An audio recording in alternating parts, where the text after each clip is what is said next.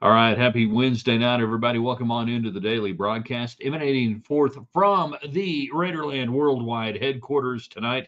We're happy to be brought to you by United Supermarkets and Market Street, your great grocery store here in West Texas and beyond, the ones that support Texas Tech. All of your communications on the chat line coming to you from United Supermarkets. Also tonight, by the Reserve, a culinary tavern, 103rd and Quaker in Lubbock, Texas, USA. Great atmosphere, fantastic brunch on the weekends and just during the week, just a great place to hang out. The acoustics in there are so good that when they have the games on, you can actually hear the announcers. When they have the music on, you can actually hear the people that are sitting next to you, and it's a fun menu. And don't sleep on their pizzas, by the way. They're at the Reserve. And then our official fly fishing guide for Raiderland, Jeff Fagan out of northern New Mexico, specifically Red River, New Mexico. Jeff Fagan can make it happen. Check out his Facebook page. If you've never gone fly fishing, this could be your summer. It's not that hard. He can show you how to get started. And I can't promise and guarantee you fish, all right? I can promise and guarantee you if you work with Jeff Fagan, you, your family, your friends, whatever, you're going to have a lot of fun. You're going to see some beautiful country and you're going to learn how to fish. The fish will show up. Don't worry about that. They'll show up. All right, let's do it in three, in two, in one. Good evening, West Texas, all you good, fine, friendly folks out there who wish you were. I'm Ryan Hyatt, TheRaiderland.com. You started your day with us at the website with our little Raiderland hot links and question of the day. It's What If Wednesday. We love old history. Love old history. So today, with the U.S. Open starting tomorrow, we ask this question: what if Tiger Woods never played golf? That's the what if question today. Tiger Woods never plays golf. Tiger Woods becomes Colonel Woods. Tiger Woods follows in his father's footsteps. He becomes an Army Ranger or fill in the blank. And he enjoys golf, but he embraces the military and wants to follow in his father's footsteps and never plays professional golf. Now he's hustling guys out there on the course. I mean, he's just skinning those young lieutenants. But we go back over 30 years of golf and say there's no Tiger Woods. What if that happens? Who benefits? Which career is different? Which professional golfer over the last 30 years? Who benefits the most out of that? And how different is the PGA Tour? Without the rise of Tiger Woods in the late 90s, early 2000s, and the purses, where is golf today? You tell me. Tell me which golfers you think would have benefited the most. Who would that be? We have that. We have the House settlement now getting attacked by the first lawsuits. Today, a group of female athletes filing a lawsuit, and it's a Title IX deal, and we knew this was coming. It's the first of many, so that doesn't surprise us. But it does make me want to ask you guys, who do you want running college sports? Who do you want in charge of college sports? Because right now, with the House settlement, it's a judge and it's the federal government. Or do you want Greg Sankey in the SEC? You tell me. And then tell me what's best for Texas Tech. The House settlement going in and what they're trying to do, or the unfettered free world of the free marketplace going forward if the House settlement can't be implemented in the next year. What's best for Texas Tech? And I know there are so many ins and outs on all this stuff that it's hard to keep up with it. And then finally, happy birthday, Vince Lombardi. The name itself evokes memories of days on the frozen tundra. So there you go. That's the show tonight. We're going to hang out as long as you guys want to hang out. There was news of the day. Texas Tech picks up a softball NIL transfer portal and gets a great second baseman. And I've got to hit this, and I'm going to miss it. And Mia Williams out of Florida, second baseman. She had 19 home runs last year, 44 runs batted in. I don't think Texas Tech softball is going anywhere. You've already got two huge bats brought into the lineup. You really only need maybe one or two arms to complement Nigeri Kennedy. And that's the same with Lincoln coming back. And, what she threw a no-hitter, perfect game. So Texas Tech softball, absolutely not going anywhere. Baseball, we continue to pay attention to the baseball transfer portal, who's coming in, who's going out. I think we're going to see a lot of action over the next week or so. And again, part of that goes to the idea of some of these NIL deals, and this is where it's really interesting. There's some language in the House settlement that says if it happens before July 1st, doesn't go before the review board, the NIL go with Deloitte Marketing. Then there's some say no, all of them not predated to the 7th of June, which, by the way, Nigeri Kennedy, June 6th when they announced that deal. That anything June 7th or after has to go through it.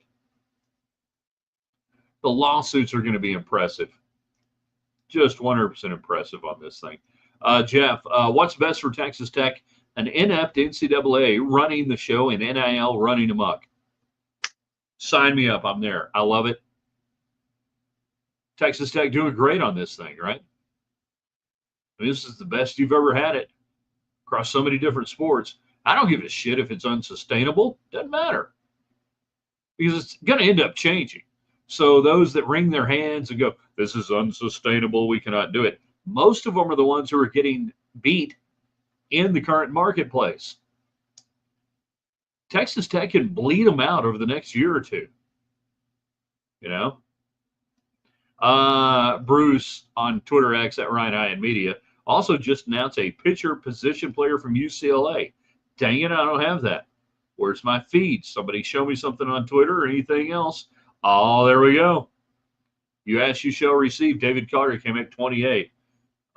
Texas Tech also finds outfield and pitching help. Former UCLA pitcher, utility infielder Caitlin Terry transferring to Texas Tech in 2 years as a Bruin. That's a bear, not like a brewmaster or somebody working at a brew pub or something. 2.50 ERA, 41 wins, 333 strikeouts. Well, hell, I did that as a hitter. In 330 innings of work, posted a 257 batting average, 10 extra base hits, 24 RBIs, and 30 runs scored. And I just crack up. I love, and I can't, put the picture out. When they do the recruiting pictures and everything, the players, she's sitting there in this nice lounge chair with the Big 12 championship trophies around her and a black hat on, and just looks like she's going to be a badass. Welcome to it. What's her name? Caitlin Terry. All right, there you go. See real-time stuff. People like Bruce bring it to us. We vet it. We find out. That's what we do here in Raiderland. We spent decades doing this on radio and live TV and other things. So this is really not that hard. So there's 3. And there's another arm. A big arm, apparently. More than a strikeout per inning. That seems good.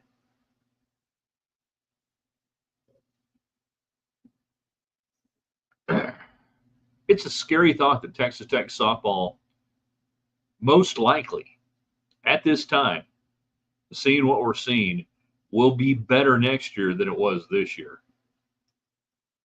I mean, they were obviously a couple of innings away from a national championship.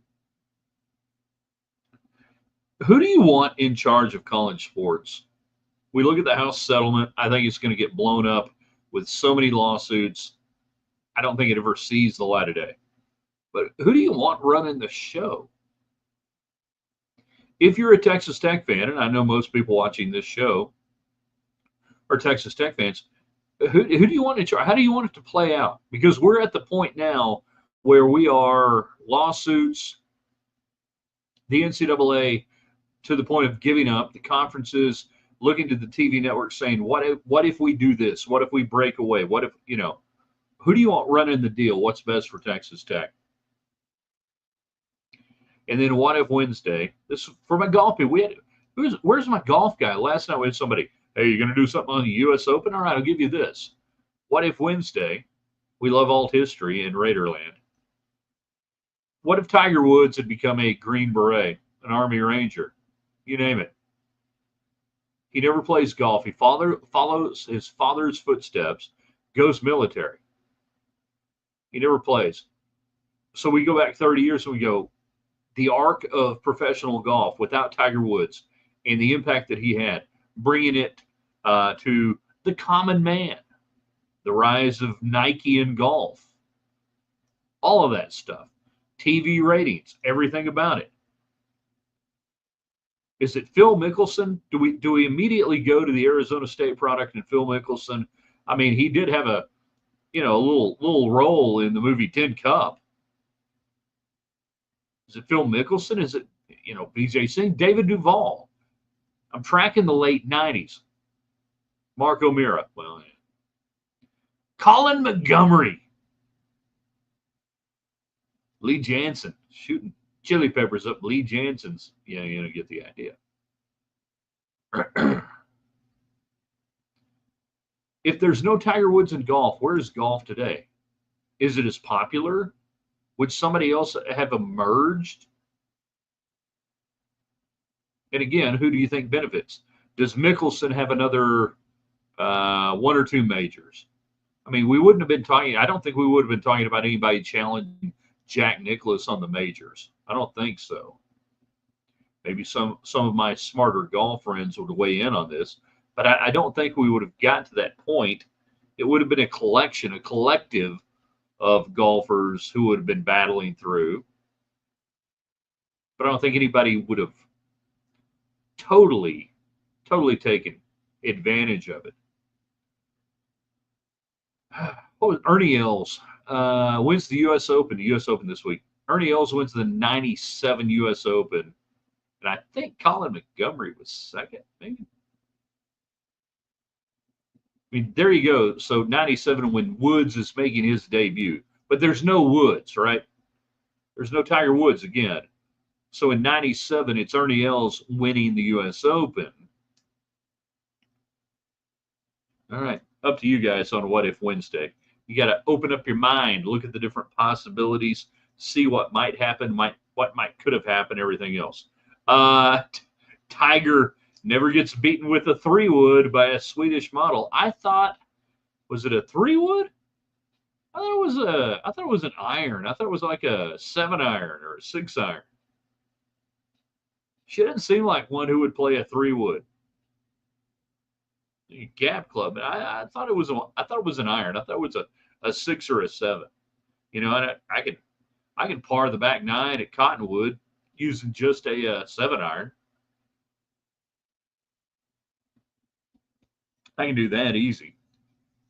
So what if Wednesday, Tiger Woods never plays golf? Where's golf today? Who takes advantage of him not being there? What happens? You tell me.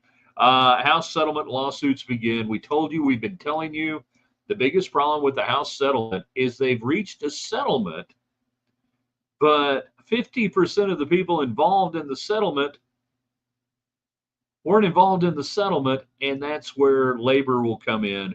This is just management. The NCAA is management. The schools are management. The players are labor, and none of them ever agreed to any of this. None of them agreed to an NIL deal over $600 going to NIL Go. There with Deloitte. None of them agreed to any of the roster limitations. None of them agreed to anything about this. It will reek of antitrust, restraint of trade, and everything else, and it will get derailed. So we come back to the idea now of what's best for Texas Tech. I think it's best for Texas Tech that the house settlement never comes to fruition. I think it's best for Texas Tech that none of this ever becomes the law of the land. Well, what do you mean? Cody Campbell out there working with, Nick Saban and President Trump, and they're going to do it. I'm beginning to think Cody Campbell's crazy like a fox. Get in the hen house. get involved,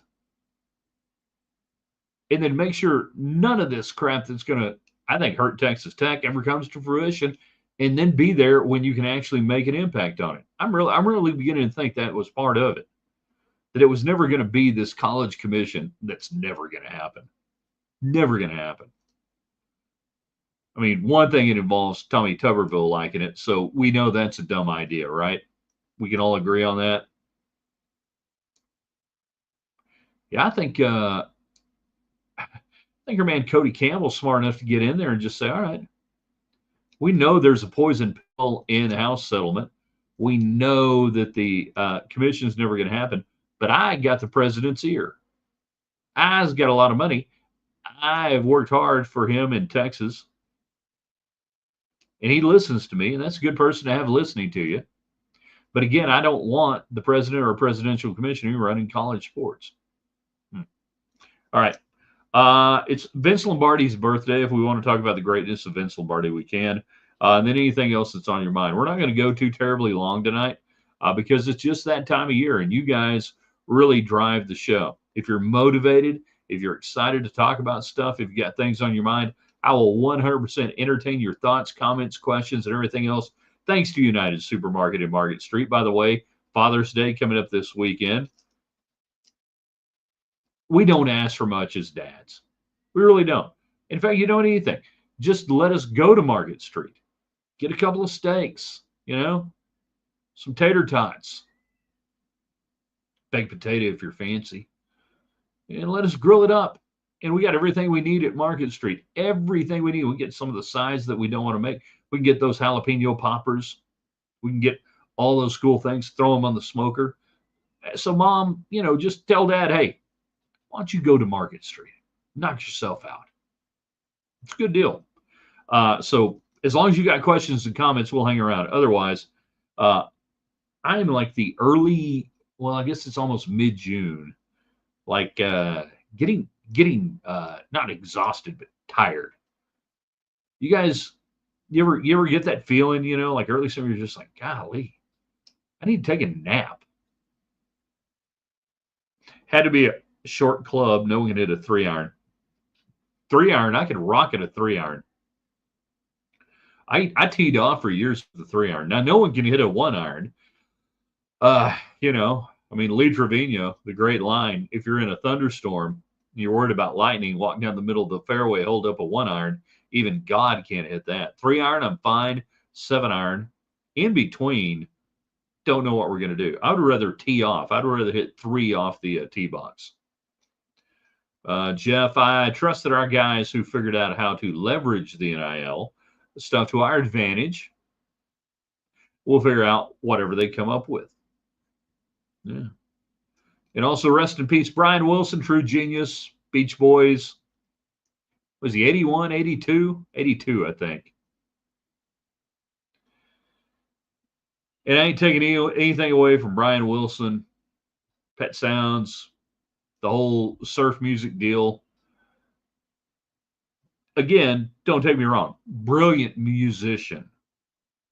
Great stuff. The Beach Boys never did a thing for me. Just the sound, and I get it, and the sound's fascinating, and truly the harmonies and everything else. I totally respect everything. But I never got the Beach Boys deal. I don't know if it's an age thing or anything else, but it didn't do anything for me.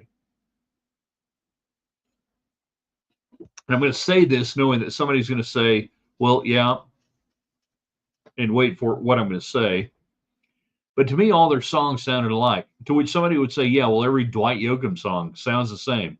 Every Waylon Jennings song sounds the same. Every song by the great supergroup Yes sounds the same. I get that. I understand it. But Brian Wilson, I'd like to think that I am adroit enough intellectually and musically inclined enough to say I can respect, appreciate, and give credit to musical genius without having to go, that's what I like to listen to. I would hope that that would be maybe one of the greatest signs of respect an artist could get, that they could be respected by people, that they could be appreciated by people, that they could, in fact, be loved by people who at the same time say, and that's really not my cup of tea. That's not my thing. So, yeah, Brian Wilson, man, 80, 82.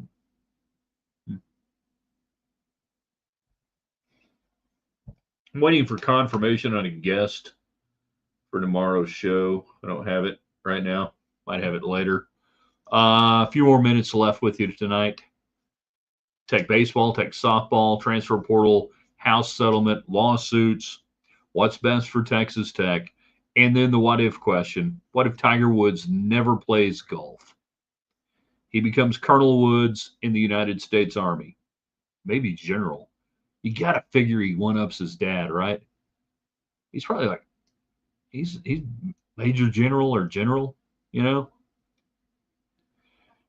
Where's golf today? Would it have suffered gravely without Tiger Woods driving the interest in the late 90s and early 2000s? Yeah, it would have hurt. It would hurt purses. It would have hurt TV growth and everything else. We go back and we look at the golfers we had at that time, you know. Would they have been able to drive it collectively? Don't know. Interesting. Would have been interesting. You know, without the huge shadow of Tiger Woods, does Phil Mickelson emerge and take over some of that spotlight? I mentioned David Duval earlier, that up until 2001, and Life Goes to Hell, he gets vertigo and all sorts of stuff. We really thought we had something with Sunglasses Guy. Mentioned Vijay Singh. Ernie Els wins the 97 U.S. Open.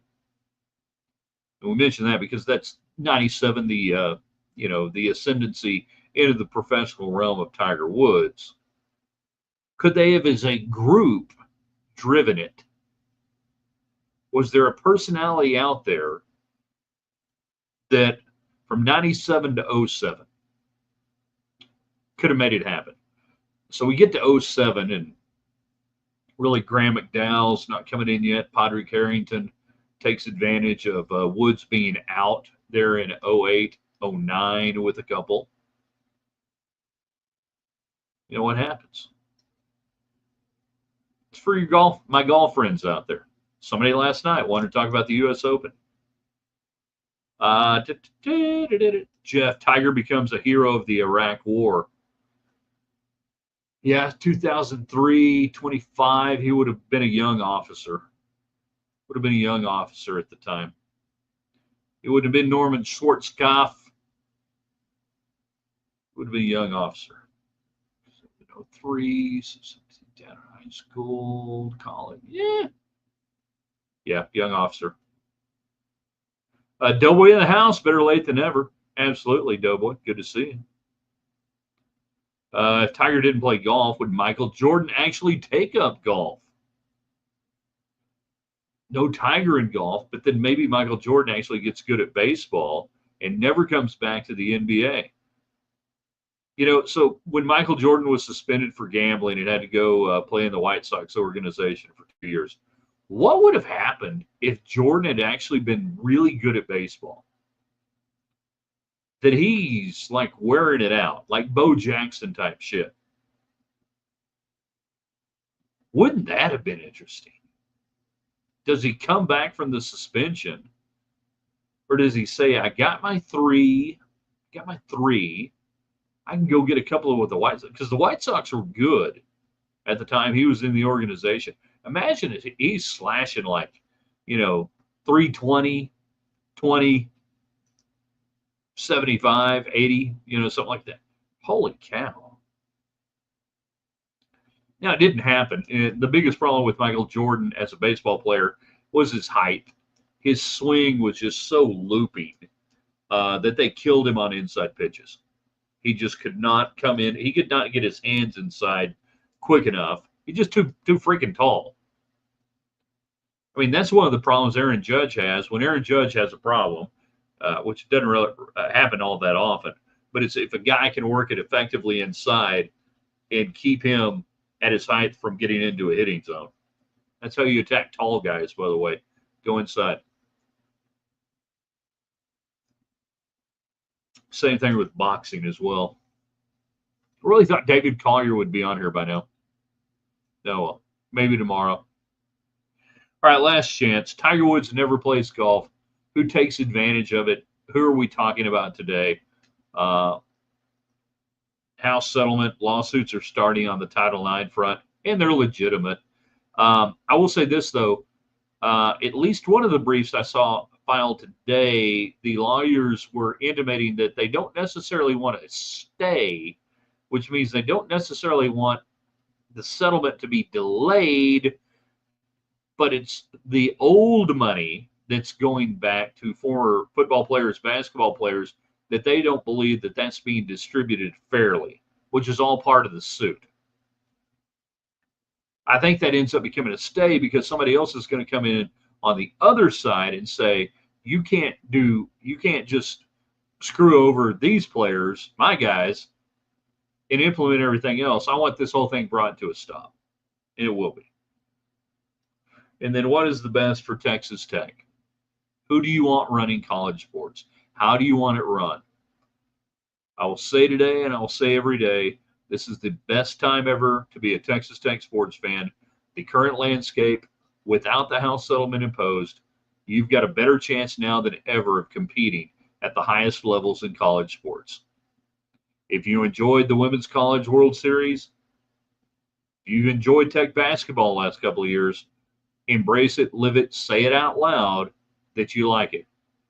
Because if you don't, we can go right back to 1983 and 1993. Let me tell you how that worked out. Jeff, the problem isn't that 20.5 million isn't enough the way NIL has already upped all the expenditures. All right, the 20.5, and it's really closer to 22.5 million that is being dispersed to the athletes by the universities out of the House settlement. That's what the school spends. NIL is outside of that. NIL comes in beyond that. And that's why you're seeing people saying Texas Tech is going to spend 50 million, 50.5 million on total athlete expenditure. Now, the problem, though, for a lot of schools is they don't have that extra 15 or 20 million NIL, and they got to figure out how to make that 21.5 million work across all the sports. So the lawsuit today on the Title IX deal is actually about the back pay. It's a component to this settlement, not about what's going forward, the back pay and how it's going to be distributed, which is, I would not say disproportionately, but proportionally spent on football and basketball. I went in on the first lawsuit from an agent player when the clearinghouse stops an NIL deal. Here's how it will read in the Fifth Circuit Court: Kennedy v. NCAA. That would be one of the first ones that. Now, I don't think it can be struck down this go around. As I understand it, when she got that deal done last Friday or Thursday on the 5th or the 6th, that was before the 7th. Everything else on the 7th or after that agreed to on an NIL deal over $600 has to go to NIL Go, handled by Deloitte Advertising Marketing as a third-party clearinghouse. That, as I understand it, her deal didn't have to go through that. There's a damn good reason they got it done early, because that would be one of the first ones that they would come back and say, and they've said 70% of the deals done by clearinghouses, by collectives, 70% of the deals done by collectives wouldn't pass muster, that they would strike it down, that most of the things done by universities, the $5,000 payment out of Tech or whatever, but that the collectives and the other deals, 70% they would throw down.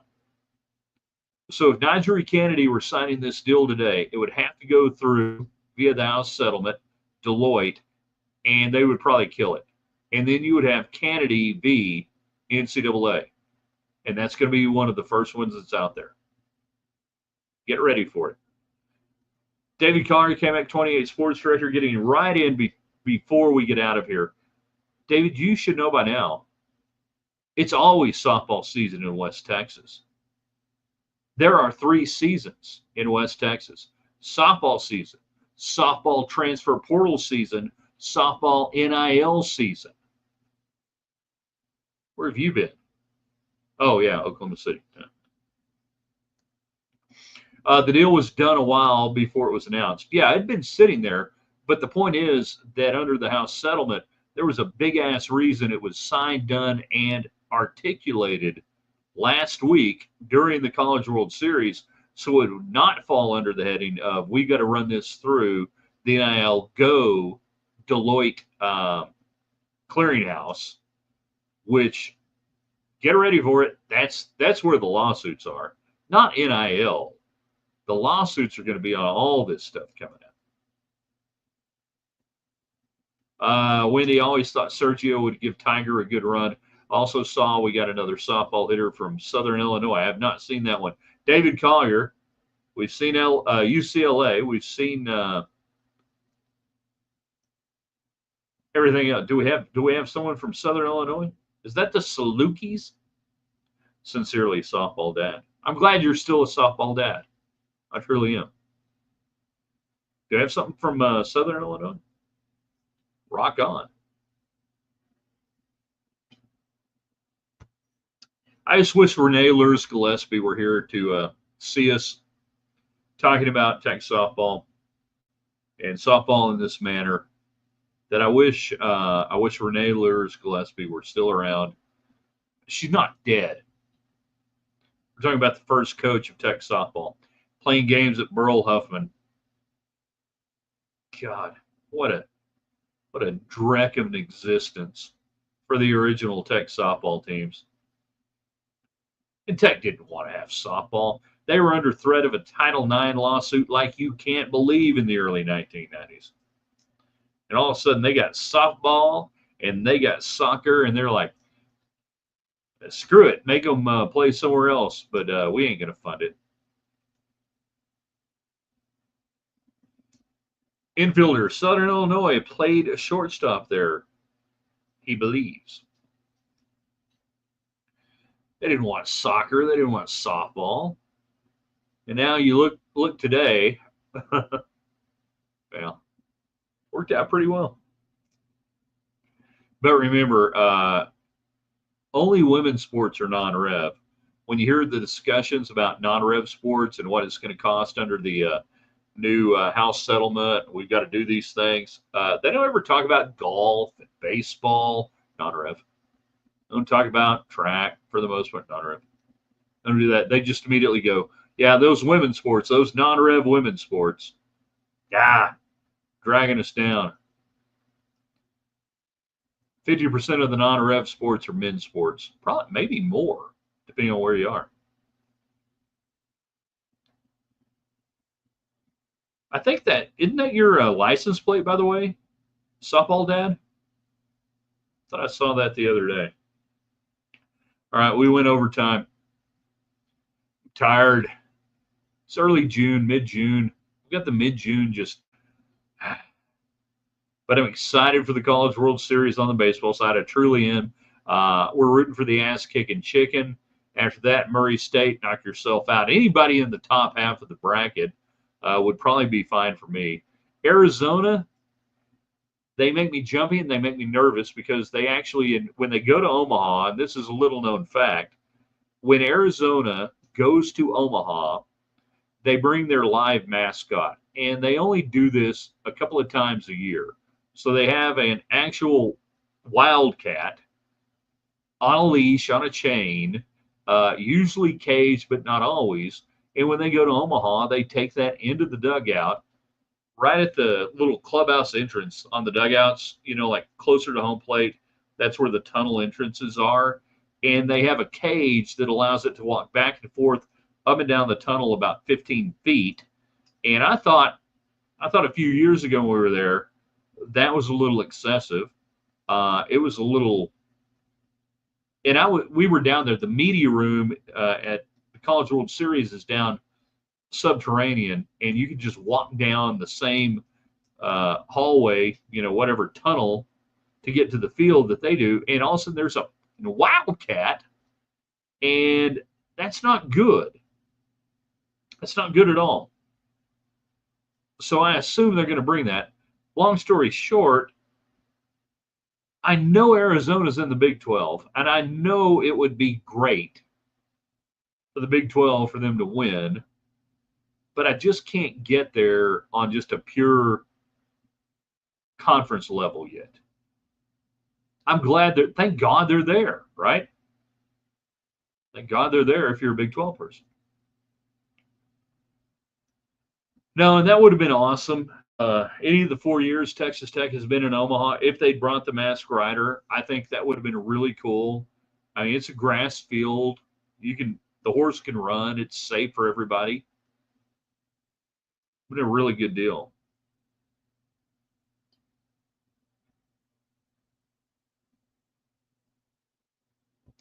Almost as good as the fried gauchos we had one year. Hopefully soon Texas Tech will be back. I enjoy it. It is one of the most beautiful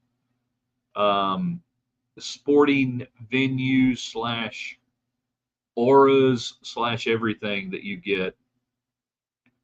It's still commercialized. It is, but there's something about it that's just a little bit different. Good question.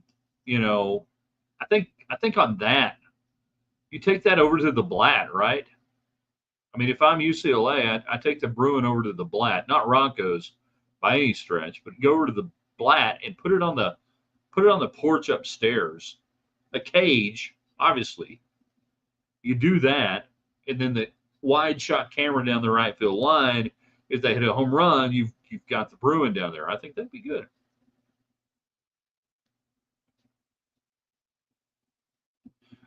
In one post, Wendy right here just articulated the entire lawsuit that will occur. 70% compared to what? What's Deloitte's guide? A dartboard? And yes, that's exactly what the lawsuits will be. I own a car dealership in Lubbock, Texas, and I want to give Baron Morton $2 million because I believe he's going to be worth it in goodwill and play and everything else. And I think he's worth giving $2 million to put my name and his name right next to each other on those TV ads. And Deloitte comes and says, well, that's just not right. Lawsuit. I mean, that's like saying David Collier is not worth what he's getting paid at KMAC. The old Southwest Conference with live mascots was the best. I mean, you got Bears drinking Dr. Pepper. You got Shasta down there in Houston. Totally just absolutely on Quaaludes, a Longhorn, cow down there in Austin. You don't want to know what the live mascot was at College Station. That was weird and awkward for everybody involved. The owl at Rice, nobody ever saw it. Peruna, little miniaturized pony, hopped up on steroids, everything else. They gave that thing so many drugs. Not good. TCU never had a lizard. It works that way. And then Arkansas, I believe it was Hillary Clinton. Oh, that was wrong. I've gone too long tonight. I'm going to finish on that. You guys share this with your friends, if you have any. Get ready for tomorrow.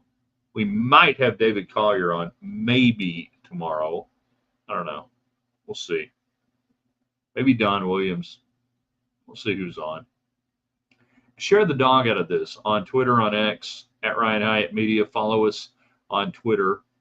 Subscribe to our YouTube channel. Don't cost nothing. Ryan Hyatt's Raiderland. Same thing on Facebook. And then, like I said, share the dog out of it. We're going to post it on our website here in just a wee little bit at theraiderland.com. Thanks again, United Supermarkets. The Reserve, a culinary tavern, 103rd and Quaker. Great food. And Jeff Fagan, our official fly guide out of Red River, New Mexico. I want you guys to have great fishing. I want you guys to have great memories this summer. So head on up there and call Jeff. You're going to enjoy it. I can't guarantee you fish, but I can guarantee you great fishing memories when you work with Jeff Fagan. So check out his Facebook page as well. All right, we got to hit this button, then it does this button, and then we're done hitting buttons, I think.